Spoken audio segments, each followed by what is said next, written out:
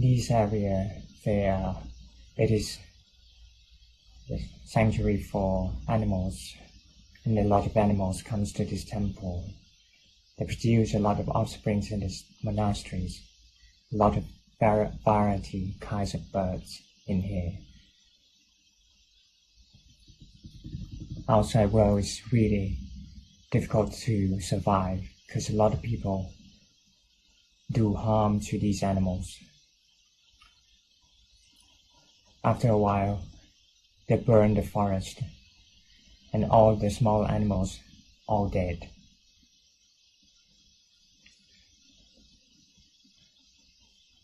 Birds can survive by flying away, and all the worms can dig into the deep soil in order to survive. Humans like to do harm to the nature and all animals severely. For example, if we, encroaching to the forest, to the dwelling of the elephants, those elephants cannot no longer be able to live there anymore. So they have to retreat to a very steep mountain. They actually didn't like the steep mountains because it's very difficult to live there. But when they become hungry, they have to go down to the village in order to find something to eat. Sometimes they cannot make it because they are executed by the electrical fences of the villages. So animals their living conditions is very difficult. These animals want the loving kindness and love from other people too, like humans do, but humans rarely give them love and loving kindness. These animals are struggling on its own, even just to live a day by day. It's difficult for them because they're with a lot of dangers. But humans even do the double harm to these animals. I don't know what to do. Our monastery is not that big. We cannot contain the elephants in these monasteries because they're too big. But we plant a lot of woods and forests, but there are a lot of birds coming to this monastery, and there are a lot of people trying to get the animals by killing them, by setting traps.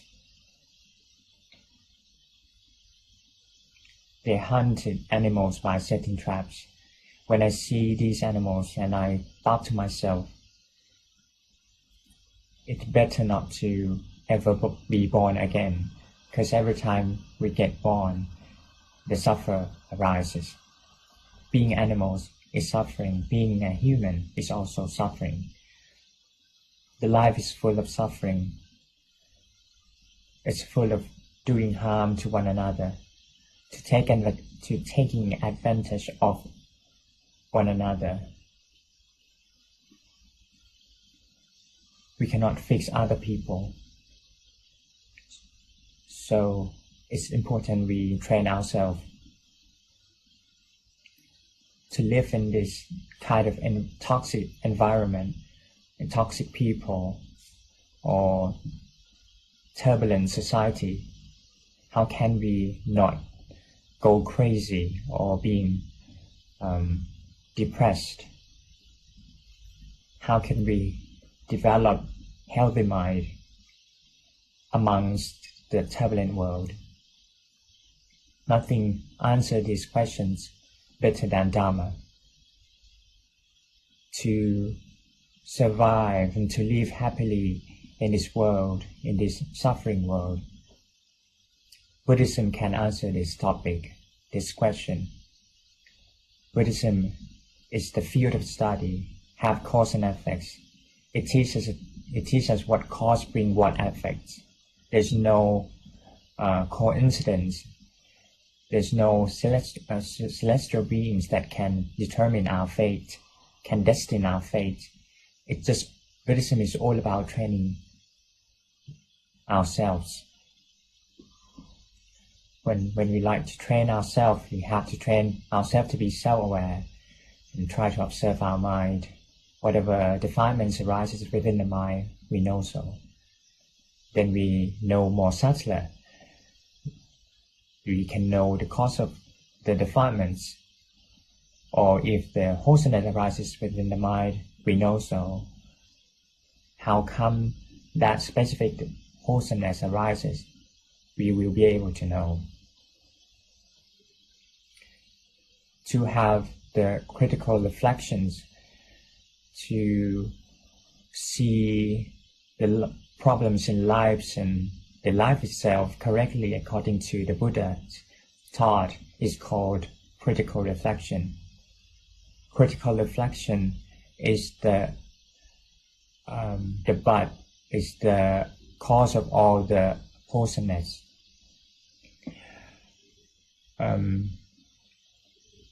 So if you don't have the critical reflections, then all the unwholesomeness will prosper, not much of the wholesomeness. So we have to try to study Dhamma in order to know the principles of what Buddha teachings. Once we make progress with our mind, then we be able to distinguish between what's right and what's wrong. For example, if Buddha taught about karma, he taught that everything comes from its cause. It arises from its cause. If you want to get a good result, then you have to do the good bidding. This goes the same to the bad results. If you do the bad results, if you do the bad cause, then you get bad results. But however, if you have to experience the bad things, you shouldn't just succumb to these bad things. Buddha taught about Kiriyavadi in Pali, that our actions will bow to result. So the good things that we done, it will cleanse the bad karma that we have done. For example, some people are born with poverty. That's because of they have the karma that they don't do much of the offering. We cannot solve this kind of problem by just succumb to these previous life karma. Buddhism never taught to just succumb to the past life's karma. We have to do the present karma in order to cleanse the bad result from the previous lives. So if you want to get rich, you have to know how to be friend with good people. If you be friend with bad people, wrong kind of people, it will just bring you to the disasters. For example, they might invite you to do gambling. You won't survive doing these things because you don't know much about them. So it's important that you have to be friend with good people. You have to be know how to use your possessions and money. You have to know good people, be friend with them, and to live reasonably.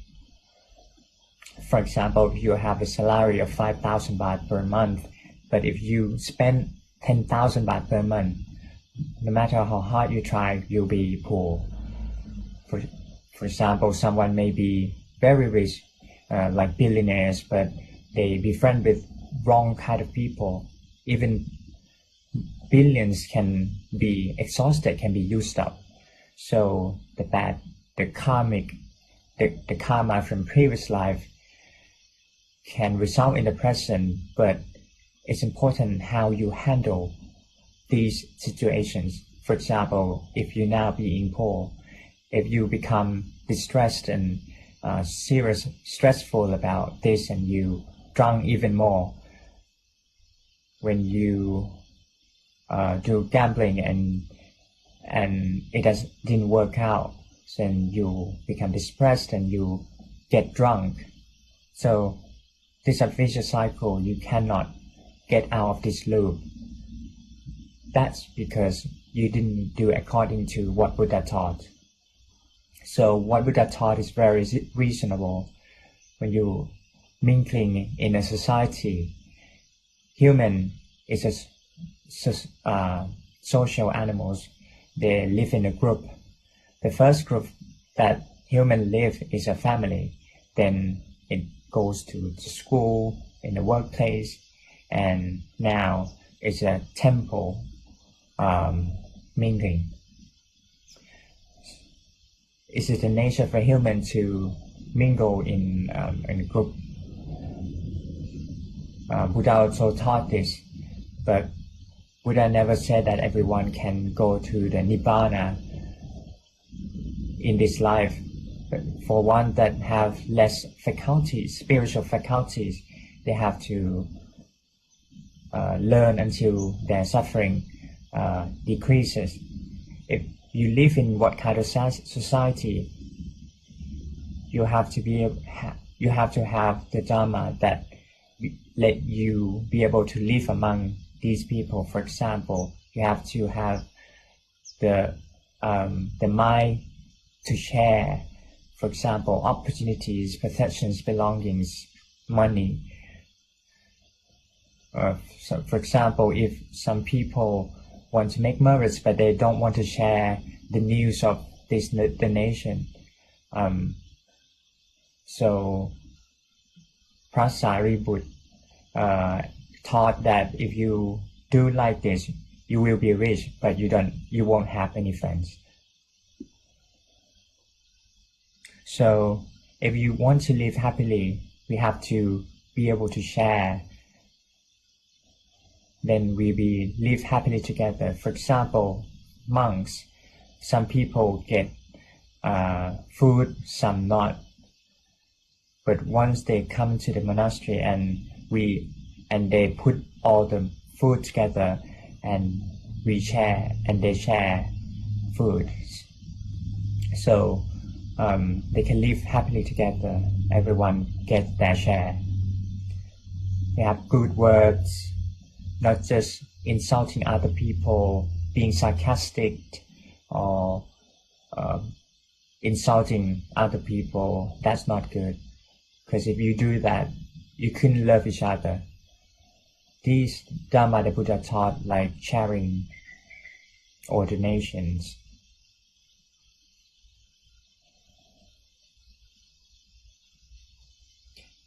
or good words, piya vaja in Bali. Good words is not just speaking nicely, but you're speaking with in a cute manner. For example, if you said bad words, that it doesn't mean that it's not good, because it depends on individuality or person you talk to. You should speak with kindness. If you make yourself useful living in the society, people will be accept you. Human is not social animals, so we want to be accepted by other people, but we also want freedom. We don't want anyone to intervene with us.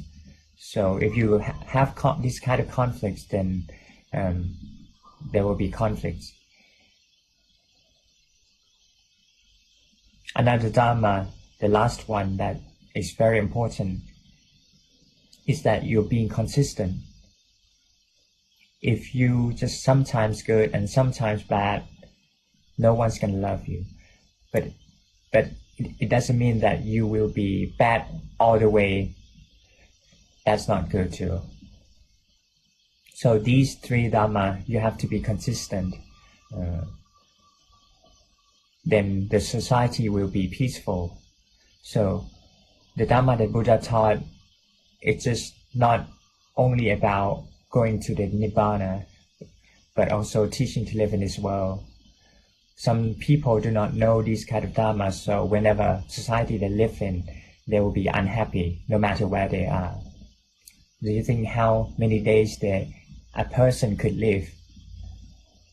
Even like, for example, 75 years is about 30,000 days. So if every day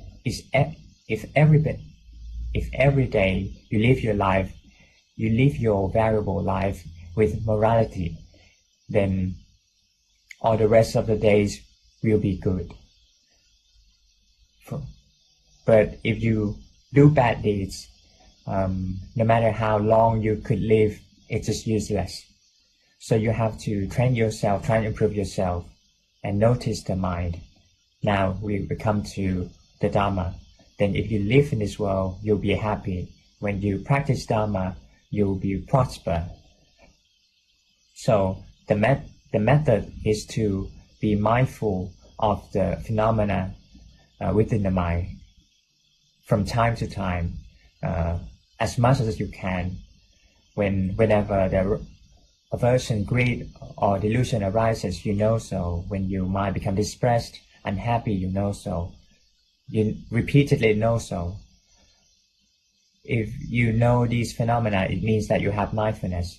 When the lust arises, you know so, then the lust cannot take over control of your mind. When the lust cannot take control over your mind, then you won't do bad deeds or bad speech. If, for example, if you think bad things, for example, think in order to take people as your boyfriend, girlfriend, you have to observe your mind if the lust occurs. So first of all, you think you want to go talking to other people in a bad ways. If the aversion arises, greed arises, then the speech and deeds will be wrong. Whenever we speak, we can actually press them, but actually your intention is out of hatred. You can make them compliment, but if you have bad intentions, they can sabotage those people. So you have to observe whether good or bad, take control of your mind. If you don't know what's good or bad, for example, if you think that animals are the food of human, you have to really ask the animals that are they really humans' food. So also, if you just think like this on your own, you think that this is normal, you think you're just taking your side, you're just taking advantage of other people. So we have to keep noticing what's behind our thoughts, lust, greed, aversion, or delusions. Delusions is the worst of them all, because Buddha said that he never seen anything worse than the wrong view. The wrong view is delusions. So you have to try to observe whatever defilements arises within your mind. When defilement arises, then you will think evil. But if you know the defilements will cease. If you speak out of lust or aversions, if you know the defilements, you won't make a wrong speech or actions. For example, you want to punch that person really bad, out of the aversions. Or so you have to know your mind. Whatever you think, talk, or make an actions, you have to know what's behind these actions and speech, whether it is wholesomeness or unwholesomeness. Some people speak out of loving kindness. They thought that they being loving kindness, but actually it's all about illusions. For example, if they want to take control of this person's lives, and that's delusions. That's not loving kindness. So you have to observe your mind truly what it really is, then you can live happily. If you want to practice Dharma, you can extend from this point. When you can observe your mind, whether it is greed, aversion, or delusion arises within the mind, you'll be able to know.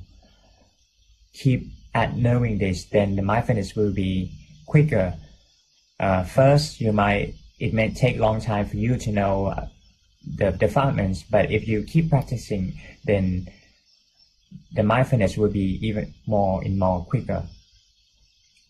All the wholesomeness mind will be composed of the mindfulness. This is the Dharma law. So we have to try to know your mind. What's behind your action and speech, what control your action and speech. For example, if you cannot treat this person, you cannot directly treat this person, you go along the way and try to make them, press them with bad intentions. So these bad intentions is the way you try to intrigue their defilements. When they do wrongdoings, then you feel pleased. So you have to be aware of your mind, whether it is wholesomeness or unwholesomeness, whether they are controlling your mind or not. From thought, it will start from your thought, then you can make a speech, then you make an action. So when people punch each other, before they do that, they would have the exclamations speech, for example, "Ak wak." So in order to make them startle. So you have to observe yourself. It doesn't require other people to help you. You have to be aware whether your thought is clean or not, your speech is clean or not, your action, whether it's clean or not. For example, in the morning, you offering food to the monks in the morning. When you do it with wholesomeness, then it's really great merit, because you offering food to monks without choosing. So that's a great merit. But if you do and you just look left and right to see whether anyone looking or not, or sometimes you doing meditations and you doing selfie and post on Facebook that you do meditations on this or that temple. And if I can see these pictures, I could see that the selfie, the people doing meditation on the selfie is not doesn't have samadhi at all, because people who doing selfie, they are very self-conceited, because they post on Facebook and Instagram in order for their friends to know. So you have to be aware of the conceitness, beware of the conceit. Doing these wholesomeness, you do one hand offering food, another hand taking selfie. That's not good. If I was that monk, I would knock that lay person with my bowl. So this is important, what I've taught you. When you know the mind, you have to know what's behind the action, speech, and thought. If it's unwholesome, it will disappear. The bad thought will transform to good thought. For example, you want to take advantage of other people, and if you know so, then this unwholesomeness will cease and the wholesomeness will arise. So that's not difficult at all. When your mind wanders off, you have to be aware of the mind wandering off. Then samadhi will arise. So this is a good thing. So you have to have the mindfulness knowing your mind. You don't have to forbid the defilements to arise. You cannot do that because you have collected a lot of defilements from many past lives. So whenever you know this wholesomeness, the wholesomeness will arise automatically. So you have to collect these wholesomeness. In the first place, it may take a long time for the mindfulness to arise, but when you keep practicing at it, then the mindfulness will become quicker. Back then, when I was a lay person, I trained myself, and a lot of time I don't have mindfulness because I try to concentrate on the work. It's the mindfulness, samadhi, and wisdom. It's a mundane samadhi and wisdom and mindfulness. But when I have free time, I try to be self-aware of the body and mind. If I cannot be aware of the mind, I be aware of the body. If I don't know what to do anything, I do samatha, calmness samadhi.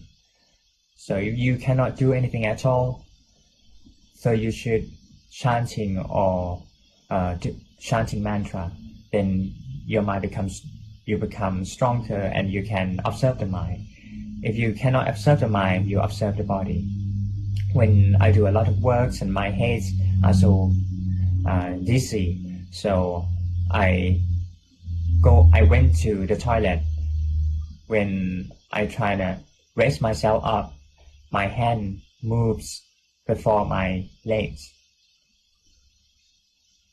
So I know that my hand raised up first. I see the body moves, I see the body works, I see the body walks. When people smile at me, I smile back. I see that my face smile. But the mind actually not smiling because it's so exhausted. But I smile because I have to. Then I went to the toilet and other man stand and taking the number one. Then when I got out of the toilet, my mind becomes happy. Then the samadhi arises and I can observe the mind. Then I walk towards a friend and the friend smile at me and I smile back, and we talk, we do chit chat, so it become comfortable, and so I can get back to work. Once I got out of the workplace, I hurry back home. But before going to home, I went to a bookstore to find some comic books, read a little bit day by day. I won't read all the way through.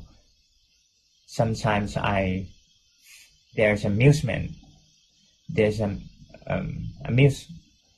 arising, and also some comic book have a very same pattern of gigs, same jokes all the time, like some story of ghost, Thai ghost. or changing some wordings, but they're pretty much the same. It's just for shifting emotions. Because if you just go straight to doing sitting meditation, you wouldn't be able to do that because your mind is pretty stressed. So you have to use this kind of method. If you like to play with your dogs or cats, you can do this kind of thing first, then afterward you can go practicing sitting meditations. So these are some techniques. Actually, you can go straight to doing sitting meditation, but it will take long time to do so, to make mind peaceful. So you have to know what you should do, whether it is samatha or observing body or mind. If you don't know, if you cannot do any samatha at all, you can, just read in comic books. So your mind become comfortable and you can continue practicing. You have to know yourself. So you can make progress. You cannot just stay on one spot all the time. You have to make a progress. Otherwise, you'll fail because your life is shortened day by day.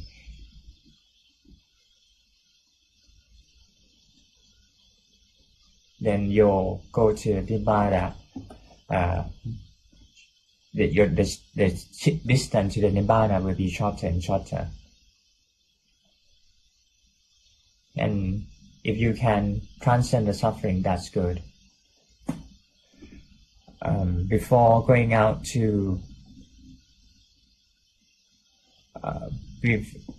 of the house to the workplace, you have to search for information whether you can go to this intersection or not. You have to see the traffic. It's very stressful. Unlike the birds in this monastery, they can make a loud noise without fearing anyone. Some birds,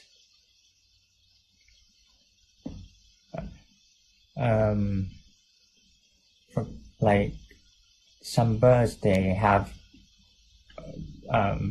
the white ball head.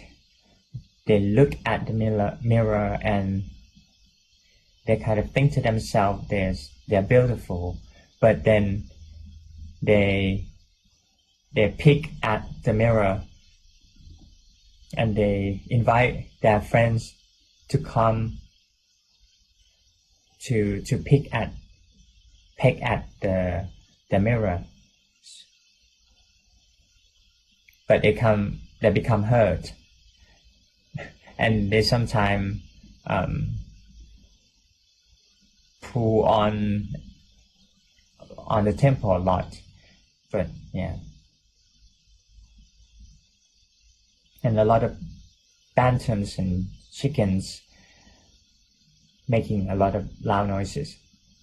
Unlike animals outside this monastery, they just keep quiet, because if they make loud noise, it means that they ask for predators. So in this monastery is very peaceful, and so you have to observe your mind, whether what's behind your action, speech, and thought. If you be able to notice the phenomena, then your mindfulness will be more sharp, and then the right view will arise. Your mind will become more peaceful. This world is turbulent as its nature to be. A lot of people have misunderstanding that the worlds these days are so turbulent, unlike in the past. But actually, I was born in the past before.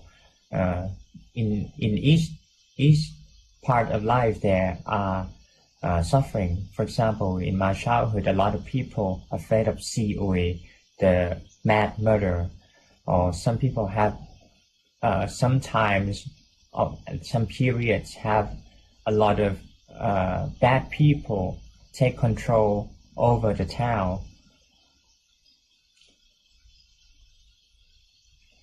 So the country never be really peaceful, no matter what kind of era it is. So because people are with defilements, so you shouldn't believe in the saying that back then the world is peaceful. Let's go to ask the people who are in jail in Got Tarutao in Thailand, but you couldn't ask them because they're all dead. So there's no era that full of happiness alone.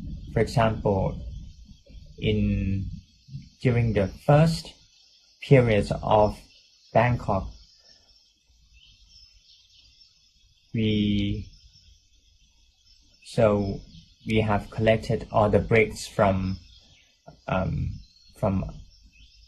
place to build our own, but then we never used it.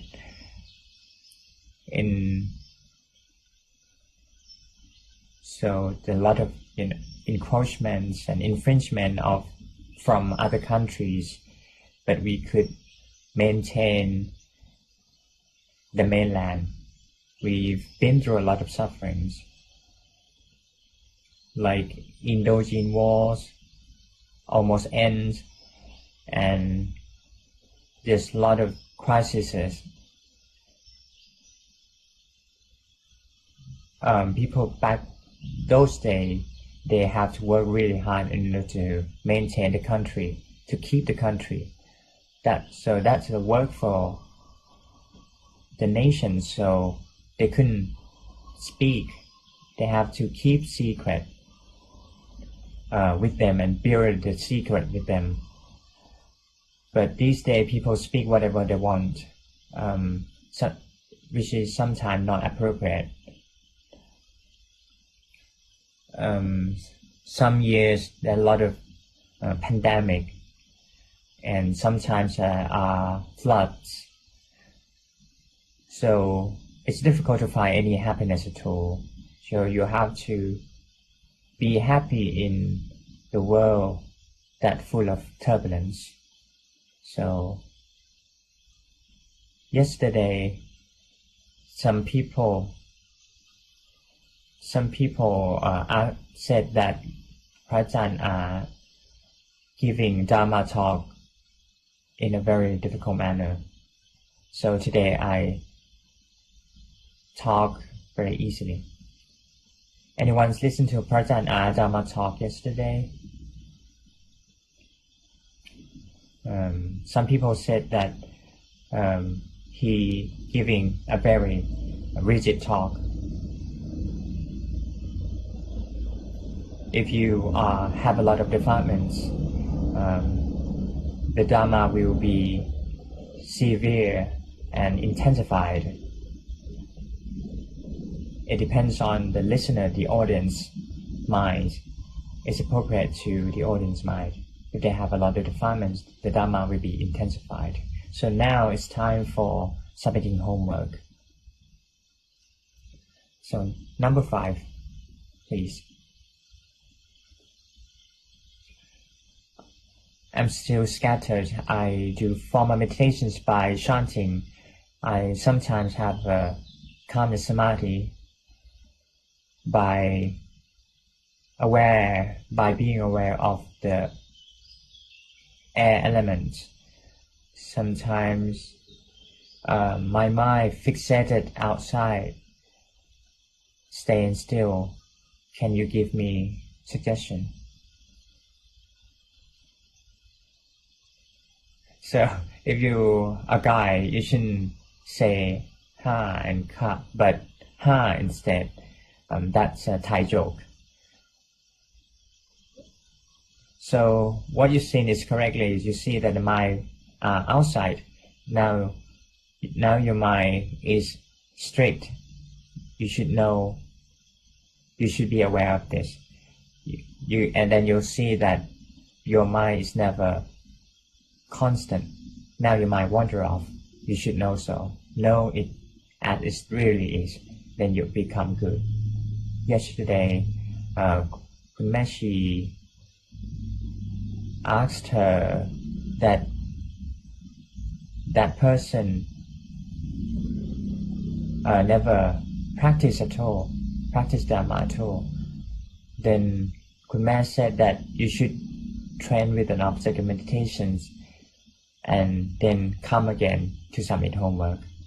So you should practice Dhamma first, then come to ask questions.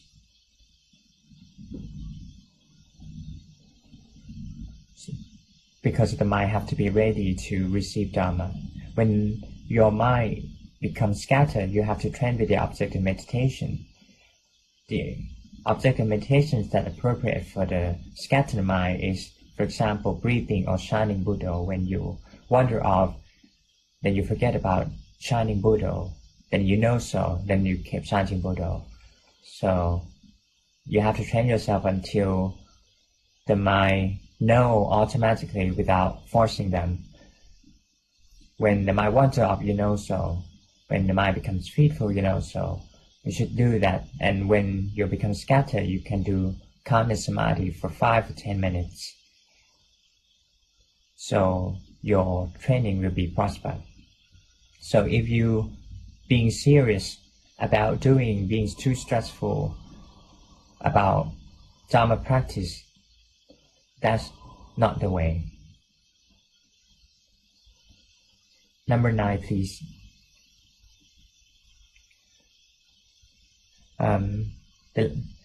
The last time I submit is 2 years ago.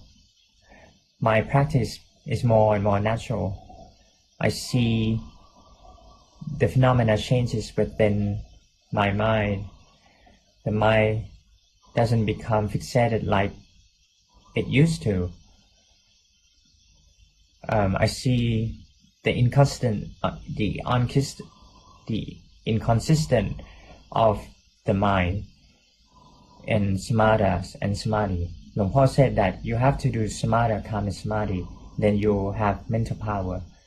So I train my monks that you shouldn't just cultivate the wisdom, but also do calm samadhi. I have to inspect whether they have good precepts, like good morality or not. Then I'll train them to have the correct samadhi. For example, shining Buddha, or some people do bizarre meditation, for example, whirling their body or shaking their bodies. So it's difficult to have the samadhi, because samadhi, they need to be still and being able to be the knower. So your samadhi is not enough. So keep practicing and then come back to submit homework. Can you give me more suggestion, please? Your samadhi is not enough. Your mind is not on the base.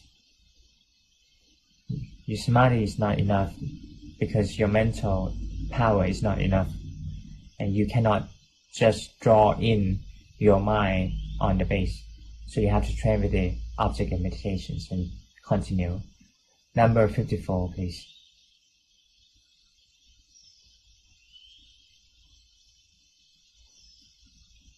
I try to practice more than 10 years, and I think I become so scattered.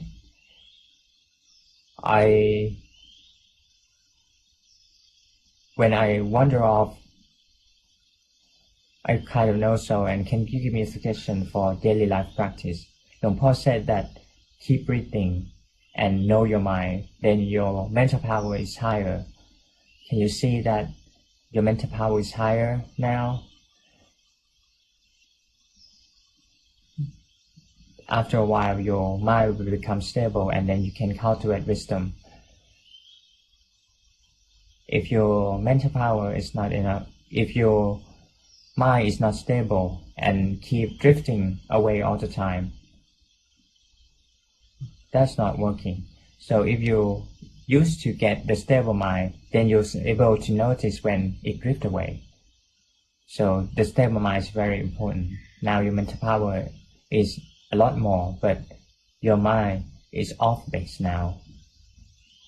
Do not draw in, just keep breathing. See the body breathing. Do not forceful breathing. Just breathing naturally.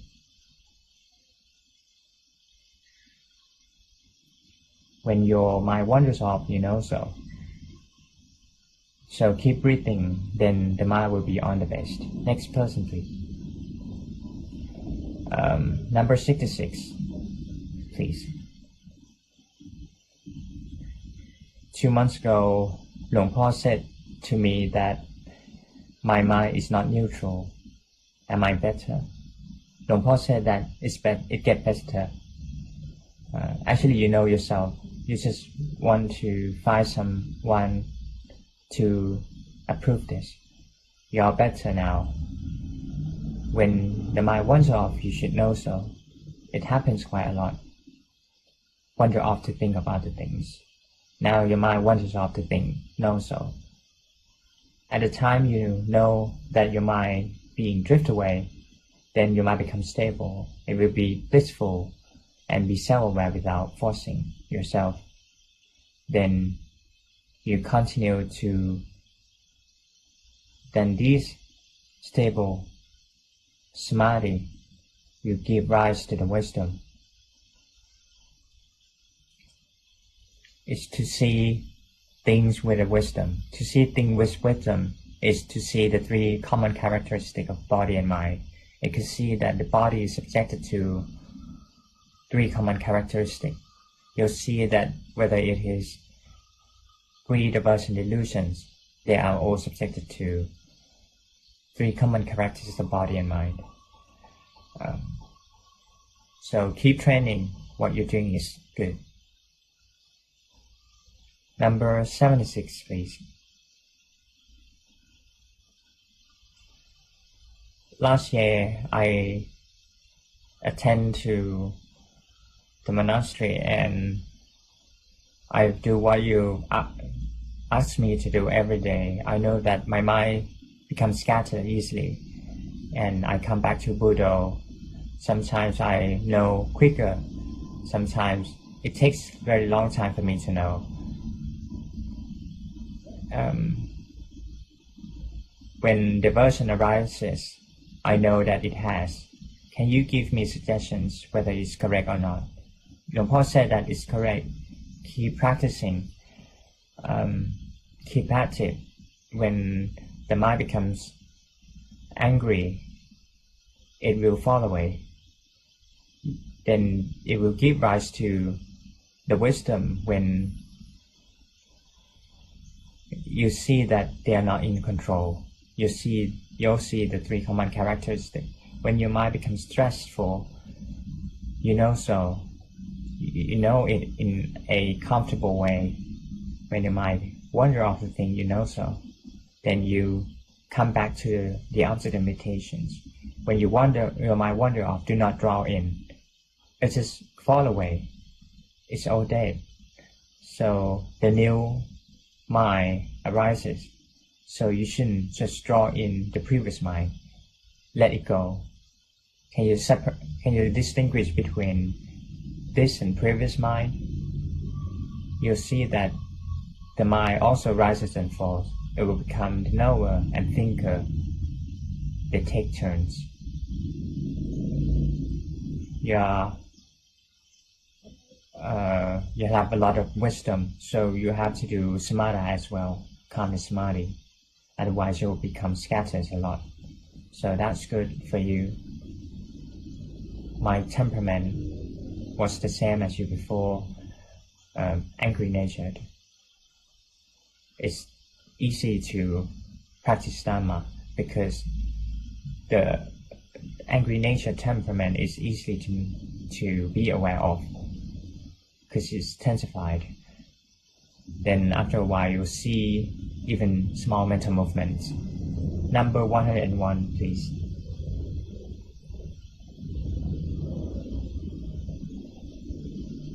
I try to observe my mind but I'm not being so consistent. And can you give me suggestion what I should do next? You should be consistent, Long Po said. Keep practicing. Then you should see in the morning, for example, what the mind is like. The body and mind in each time has different phenomena. You should be aware of them. Some people go to bed and they become stressful. Some people become comfortable. They should be aware of these phenomena. So you have to be diligent at knowing this. Otherwise, your improvement will be slow, because you cannot keep up with the defilements. Because the mindfulness didn't arise, but all the defilements arises instead. If you keep practicing, then the wholesomeness will get longer and longer, and the defilements will be shorter and shorter. So it depends on your practice. Trying to observe your mind, whether it is good or bad, whether it is greed, aversion, or delusion arises within the mind. So you have to be aware of these phenomena. Then the mindfulness will be more and more. Number 123, please. I've been practicing by chanting Buddha, and I felt that it's pretty tense. Can you give me suggestions? In the first place, it's going to be tense like this, your mind, because you're forcing. So you should keep chanting Buddha and know your mind. You shouldn't Buddha in order to calm your mind. Otherwise, your mind will become tense like this. When you keep Buddha and your mind become tense, you should know so. When you dislike the tense, you should be aware of the dislike. You should observe your mind, then the mind will become peaceful on its own. Number 131, please. The last person. I've been practicing since I was young, chanting Buddha and keep breathing, and I do breathing mindfulness.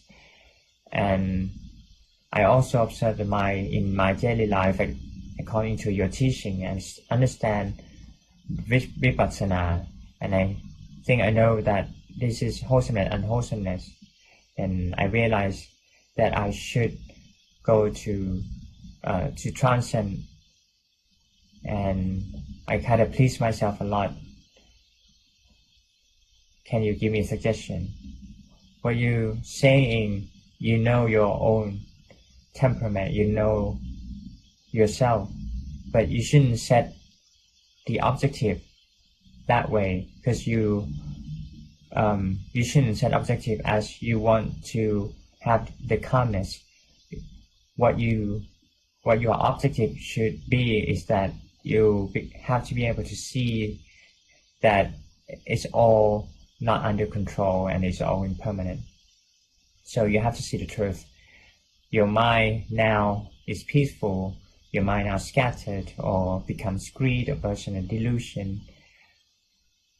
Sometimes it's wholesomeness and unwholesomeness at others. Sometimes you feel pitiful of the starving dog, but then it turns to unwholesomeness because you become sorry and depressed for the dog instead. So the wholesomeness turns to unwholesomeness. For example, loving kindness to aversion. Sometimes it's loving kindness, but then it turns out to be the lust instead. For example, if you having loving kindness towards this person so much, then sometimes you get romantic entanglement with them, like the lust arises. Sometimes you don't want your children to go play the rain outside.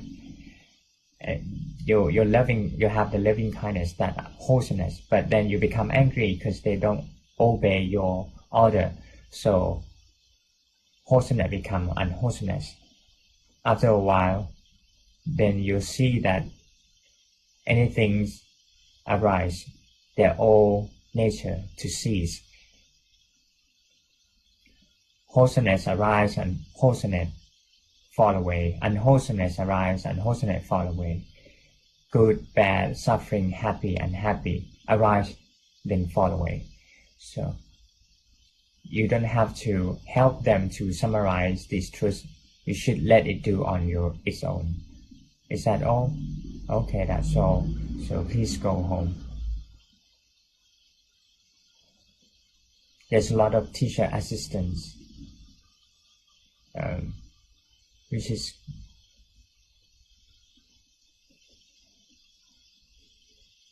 there are different teacher assistants today.